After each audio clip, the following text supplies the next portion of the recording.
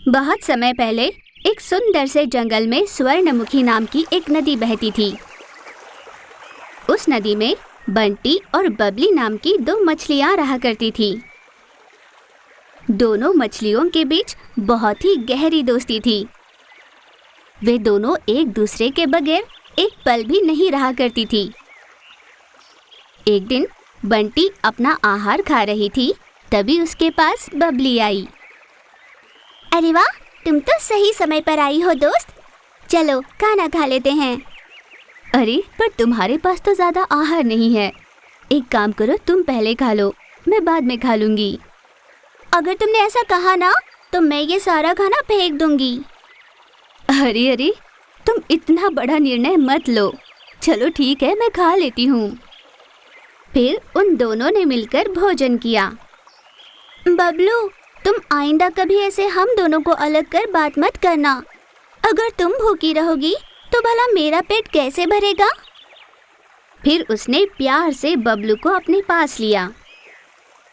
इस तरह बंटी और बबली के बीच दोस्ती और भी गहरी हो गई। एक दिन उस जंगल में एक सुनहरा कबूतर आया। वो सुनहरा कबूतर बाकी कबूतरों से बहुत ही अलग था। इसीलिए उस जंगल के सभी जानवर और पक्षियां उस सुनहरे कबूतर के इर्द गिर्द घूमने लगे। जब सुनहरा कबूतर जंगल में घूमा करता तो सभी जानवर और पक्षियां उसके पीछे पीछे ही चले जाया करते। एक दिन सुनहरा कबूतर नदी के पास जाकर पानी पी रहा था। तभी बंटी की नजर उस सुनहरे कबूतर पर पड़ी। वाह, सुनहरा कबूतर, ये कितना सुंदर है। इसके साथ तो दोस्ती करनी बनती है। ऐसे मन ही मन सोचकर वो सुनहरे कबूतर के पास गई। कबूतर जी, आप कितने सुंदर हो। आपके साथ मुझे दोस्ती करनी है। अच्छा, तो दोस्ती करने के लिए तुम मुझसे परमिशन मांग रही हो? अजीब है। चलो ठीक है, ऐसा ही करते हैं। इस पर वो भी मान गई। उस दिन से बंटी और सुनहरे कबूतर के बीच बहुत अच्छी दोस्ती हो गई। हर दिन सुनहरा कबूतर उस नदी के किनारे आता तो बंटी मछली उसके साथ ढेरों बातें किया करती। इस तरह वे दोनों दिन रात बहुत सारी बातें किया करते।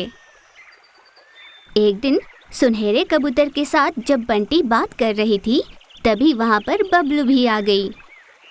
बंटी, चलो ना, खेलते हैं, बहुत दिन हो गए।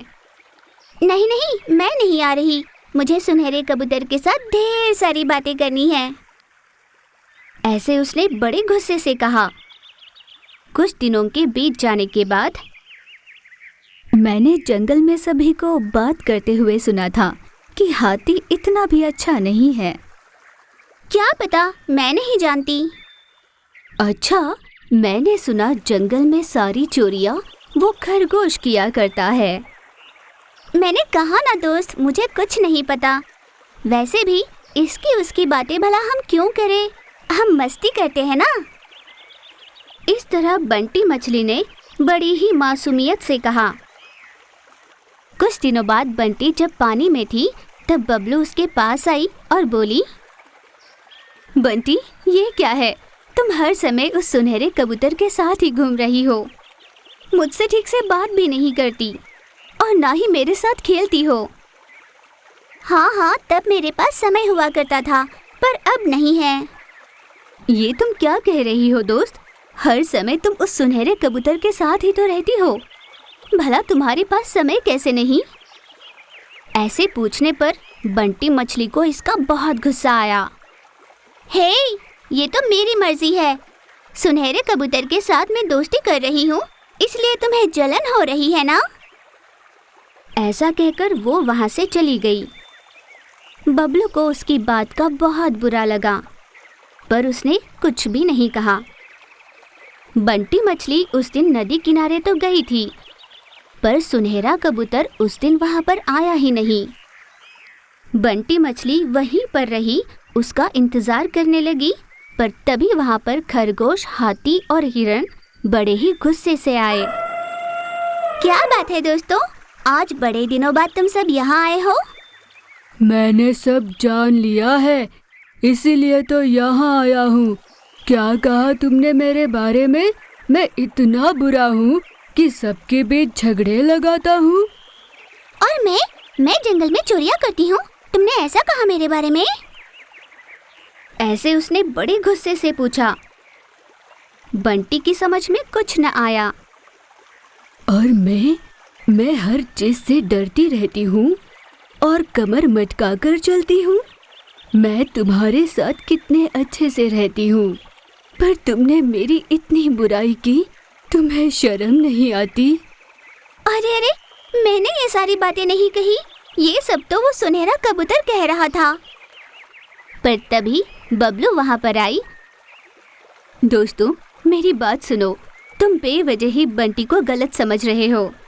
ये सारी बातें उस सुनहरे कबूतर ने कही है। अगर तुम्हें मेरी बात का यकीन नहीं तो दोनों को आमने सामने बिठा कर बात करो। यूं बबलू ने सभी को समझाया। उन सभी को बबलू पर इतना विश्वास था कि वे सभी उसकी बात मानकर वहां से चुपचाप चले गए। बबलू, मुझे माफ कर देना। मैं तेरे आगे हाथ जोड़ती हूँ। मेरी गलती की तो कोई सजा नहीं। ऐसी बातें क्यों कर रही हो दोस्त? दूर के ढोल सुहाने लगते हैं, पर पास जाके देखो तभी तुम्हें उनकी सच्चाई पता चलती है। तुम वापस मेरे पास आ गई, इससे बड़ी खुशी की बात कोई नहीं हो सकती। इस तरह उस दिन से बंटी और बबली पहले की ही तरह बहुत प्यार से रहने लगे। सुनहरे कबूतर की सच्चाई जानने के बाद जंगल के हर प्राणी ने उसे खुद से दूर रखना शुरू किया।